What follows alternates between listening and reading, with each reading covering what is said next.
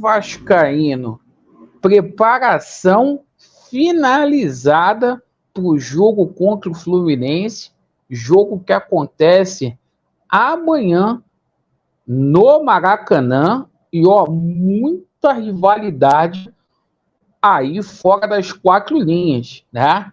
Segurança Pública, JEP aí muito atento para esse jogo aí, onde os dirigentes colocaram aí os nervos dos torcedores à flor da pele. A gente vai falar aqui também sobre a situação aí dos balanços que foram publicados, né, hoje.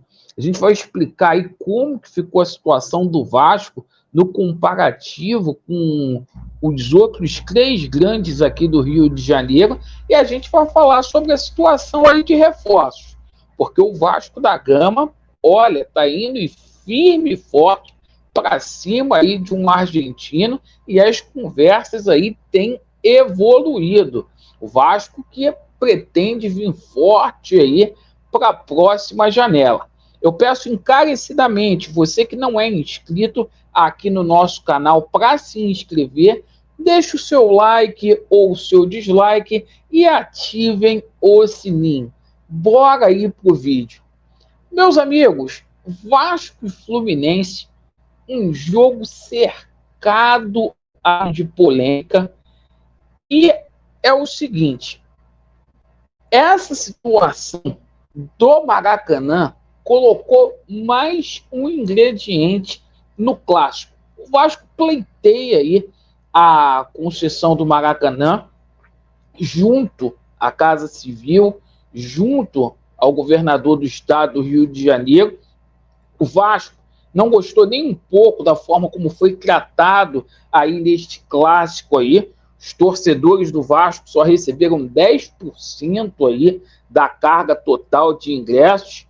Para piorar, os vascaínos foram boicotados aí para poder comprar ingressos. E o seguinte, meus amigos, o Maurício Barbieri pretende aí fazer duas modificações. Durante toda a semana aí, ele treinou com o Rodrigo, deu oportunidade aí para o Aureliano no time titular. O Aureliano, que é a maior contratação aí, a mais cara da história do Vasco da Gama aí, no lugar do Alex Teixeira. O Vasco prometendo vir com um time aí muito rápido para explorar, principalmente aí os contra-ataques, aquela forma reativa, né, que o Maurício Barbieri gosta de atuar. E, cara, hoje saiu aí o site oficial do Vasco, colocou já há quase 4 anos o Vasco não ganha do Fluminense. Essa gestão aí do Jorge Salgado transformou o Vasco da Gama em freguês do Fluminense, infelizmente. Então, todo cuidado é pouco, a gente precisa aí voltar a vencer o Fluminense. Obrigação é nossa após a situação da derrota para o Bahia. O Fluminense vem mais tranquilo aí para esta partida. Bom, hoje saiu um relatório com relação à situação aí dos balanços que foram aí efetivamente reproduzidos aí pelos clubes daqui do Rio de Janeiro. A gente viu aí um distanciamento com relação ao Flamengo muito maior, muito maior. O Flamengo conseguiu colocar aí 1 bi aí de orçamento aí. O Fluminense com uma recuperação aí gradativa, melhorou muito, e o Vasco e o Botafogo aí estagnados ainda. Situação do Botafogo, não houve tanta melhora assim em termos de resultados aí, mesmo com o investimento do John Textor. E aqui no Vasco da Gama, por enquanto, as coisas estão caminhando nessa fase aí de transição da SAF aí. SAF do Vasco que fechou no vermelho aí de 500 milhões de reais, porque herdou aí a dívida do associativo.